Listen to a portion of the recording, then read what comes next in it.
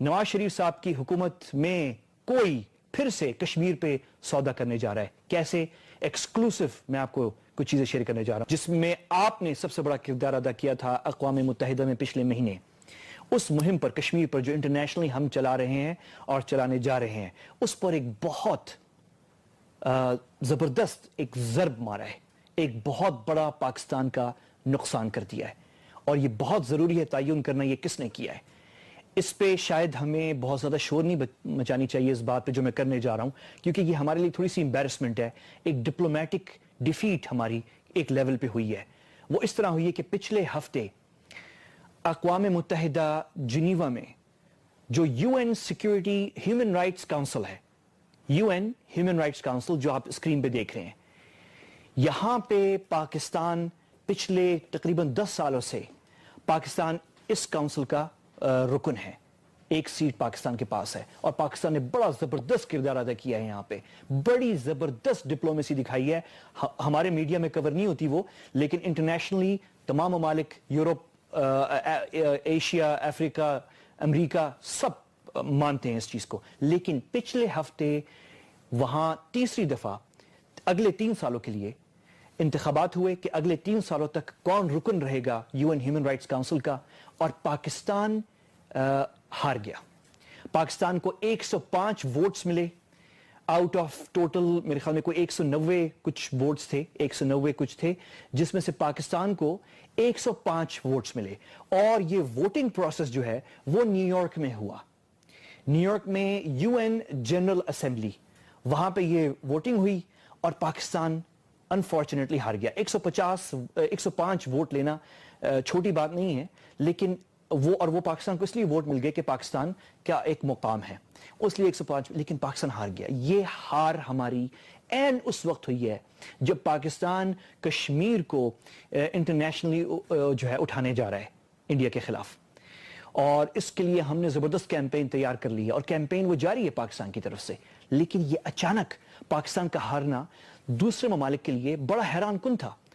کچھ N G Os جو ہیں پاکستان کے خلاف متحرک ہو گئی تھی, جیسے کہ یہ ایک این جی او ہے یو این واچ, یہ جنیوا بیسڈ ہے, یہ اسرائیل سے بہت قریب ہے. ان کا کام یہ ہے کہ ان ممالک کے خلاف کیمپین کرنا جو اسرائیل کی human rights violations international level پہ اٹھاتے ہیں, جن میں پاکستان بھی ہے. تو انہوں نے پاکستان کے خلاف بڑی کیمپین چلائی, اور لندن سے کچھ ہمارے پاکستانی ہمارے ہاں تو یہ ایک روایت ہے کہ کچھ لوگ ہمیشہ بکنے کے لیے تیار ہوتے ہیں, اور اسی طرح کوئی پاکستانی 1-2 پاکستانیوں کو وہ لندن سے لے گئے نیو یارک, اور ووٹنگ سے ایک دن پہلے پریس کانفرنس کروائی نیو یارک کے اندر. یو این جو پریس کلب ہے وہاں پہ پریس کانفرنس کروائی, اس کی ایک تصویر یہ ہے, اور پاکستان اور یہ دعوت دی دوسرے ممالک کو کہ پاکستان کو ووٹ نہیں دینا چاہیے. اچھا ہوا یہ کہ اس دن جب ووٹنگ ہوئی تو ہم سے گئے گزرے ممالک بڑے چھوٹے, ٹوگو اور پتہ نہیں کون, 1-2 یہ کوئی لسٹ سامنے آپ دیکھ رہے ہیں, یہ کچھ ممالک جو ہیں منتخب ہو گئے. ان میں ایک بڑا ملک شاید منتخب ہو گیا, وہ امارات ہے, یو اے ای. لیکن یو اے ای کے علاوہ تمام جو دوسرے ممالک ہیں جو منتخب ہوئے ہیں وہ چھوٹے ممالک ہیں, افریقہ کے ادھر ادھر کے جو ہیں وہ منتخب. پاکستان ہار گیا. یہ اتنی حیران کن بات ہی میں نے آپ کو پچھلے ہفتے بھی بتائی تھی کہ ایون انڈیا میں جب اس کی کوریج ہوئی تو اس پہ انہوں نے یہ لکھا کہ یہ بڑی حیران سرپرائزنگ بات ہے کہ پاکستان کیسے ہار گیا, کیونکہ پاکستان 2005 سے یا 6 سے 2 الیکشن جیت چکا ہے. یہ تیسری دفعہ یہ الیکشن ہو رہا تھا ہیومن رائٹس, اور ہم ہار گئے. تو سوال یہ اٹھتا ہے یہ کیسے ہارے. اس کی 3 وجوہات دی جا رہے ہیں.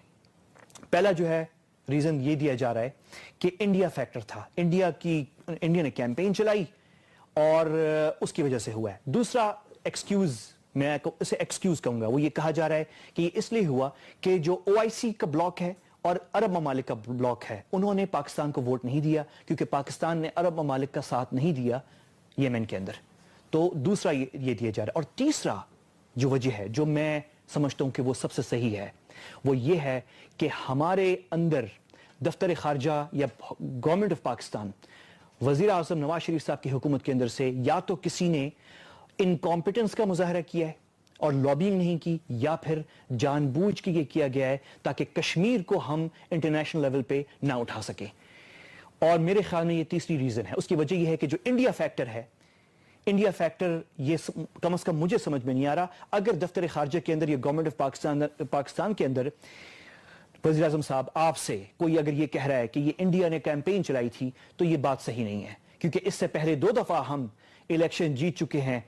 उस वक्त जब भारत की डिप्लोमेसी शायद हमसे ज्यादा स्ट्रांग थी और हम फंसे हुए थे अफगानिस्तान में और दूसरे मसाइल के अंदर, लेकिन अब जब इंडिया बैक फुट पे है नरेंद्र मोदी की गवर्नमेंट के अंदर और जब हम फ्रंट फुट पे खेल रहे हैं, तो अब ये बहाना बनाना कि इंडिया की वजह से या उनकी डिप्लोमेसी की वजह से हम ये इलेक्शन हारे हैं, तो ये कम से कम मुझे ये बात समझ में नहीं आती और ये सही नहीं लग रही। दूसरी बात जो है कि वो अरब ब्लॉक और ओआईसी ने यमन की वजह से पाकिस्तान को वोट नहीं दिए, इसमें किसी हद तक सदाकत तो हो सकती है, किसी हद तक, लेकिन मैं इस बात को अगेन मैं समझता हूं कि ये सही नहीं है। और वज़ीर आज़म साहब, अगर आपके सामने कोई आके आपसे ये कह रहा है कि ये इसलिए हुआ है कि अरब ब्लॉक ने जो है वो वोट नहीं डाली पाकिस्तान को, तो मुझे ये भी चीज ज्यादा इसमें सदाकत समझ नहीं आ रही। उसकी वजह ये है कि हमारे 1 साल से यमन के मसले के बाद जो है खलीजी ममालिक के साथ कम से कम ताल्लुकात बहुत अच्छे हो गए हैं। आपको पता है कि पिछले हफ्ते जो इमारात के जो सदर हैं उन्होंने 100 बेड 100 बिस्तरों पर मुश्तमिल एक अस्पताल का इफ्तिताह किया है सबात में, जिसपे कोर कमांडर पेशावर खुद गए थे। इसके अलावा हम देख रहे हैं कि यूएई में आपने खुद वज़ीर आज़म ने जब उनकी कुछ फौजियों की शहादतें हुई थी यमन में, तो पाकिस्तान शरीक था उसके अंदर। हम तो सपोर्ट कर रहे हैं उनकी पोजीशन जो है कि वो बागी जो है वो गलत है और हम यमन हुकूमत के साथ हैं कि वहां पे जो लेजिटिमेट गवर्नमेंट है वो वापस आनी चाहिए। फिर अभी आर्मी चीफ जो है वो सऊदी अरब भी जा चुके हैं और हमारे ताल्लुकात अरब ममालिक के साथ बहुत बेहतरीन है। यमन का मसला या मामला जो अप्रैल में हुआ तो वो पीछे रह चुका है। एक अरब मुल्क है जिसके साथ हमारे ताल्लुकात शायद अभी इतने अच्छे नहीं हैं और वो मिस्र है। और सदर सीसी जो है वो खफा हैं क्योंकि पाकिस्तान ने या वज़ीर आज़म साहब आपने जो है अपने दफ्तर खारजा से कहा था कि वो मिस्र के जो अंदरूनी मामला है उनके साबिक जो सदर थे मुर्सी, और वो उस अंदरूनी मामला में हमने दखल अंदाजी की है मिस्रियों के मुकाबले, तो वो नाराज है। बाकी तो अरब ममालिक और खलीजी ममालिक हमारे साथ, तो ये बहाना भी कि वोटिंग जो है वो अरब ममालिक के ओआईसी की वजह से जो है हमें वोट नहीं मिला, तो ये भी बात समझ में नहीं आती। आखिरी बात वज़ीर आज़म साहब ये रह जाती है कि आपकी गवर्नमेंट के अंदर या तो किसी ने शदीद इनकॉम्पिटेंस दिखाई है और लॉबिंग नहीं की। आखिरी बात वज़ीर आज़म साहब ये रह जाती है कि आपकी गवर्नमेंट के अंदर या तो किसी ने शदीद इनकॉम्पिटेंस दिखाई है और लॉबिंग नहीं की।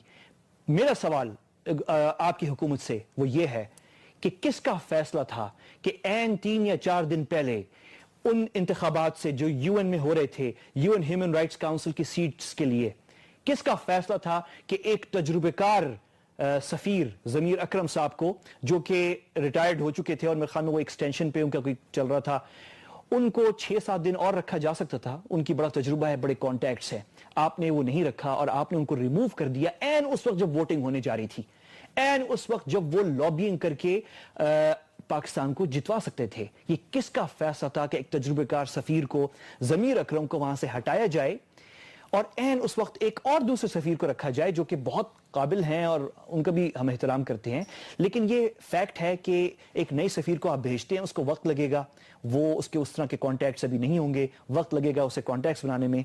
तो ऐन जब वोटिंग हो रही हो उस वक्त ये किसका फैसला था कि आपका इतना अहम तजुर्बेकार सफीर उसको रिमूव करें? मेरे ख्याल में, मुझे जो शक है, एक साजिशी नजरिया है, कंस्पिरेसी थ्योरी है, लेकिन ये कश्मीर के हवाले से इस टाइम पे पाकिस्तान का सीट हारना यूएन ह्यूमन राइट्स काउंसिल पे, ये एक ज़र्ब लगाया गया है पाकिस्तान की कश्मीर मुहिम के ऊपर और इस पे अकाउंटेबिलिटी होनी चाहिए। ये क्यों हुआ? क्या ये इनकॉम्पिटेंस थी या ये जानबूझकर किसी ने हमारे कश्मीर कॉज को डैमेज करने की कोशिश की है हमारी अपनी गवर्नमेंट के अंदर से? ये बहुत बड़ा अहम इशू है। इस पर बहुत सारी और भी बातें हो सकती हैं, लेकिन मैं इससे ज्यादा नहीं करूंगा क्योंकि ये गवर्नमेंट का इशू है।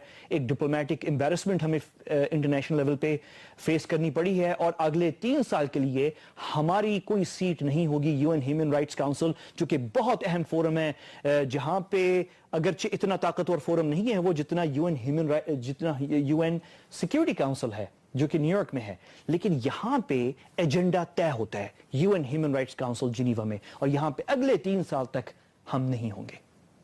किसकी जिम्मेदारी है?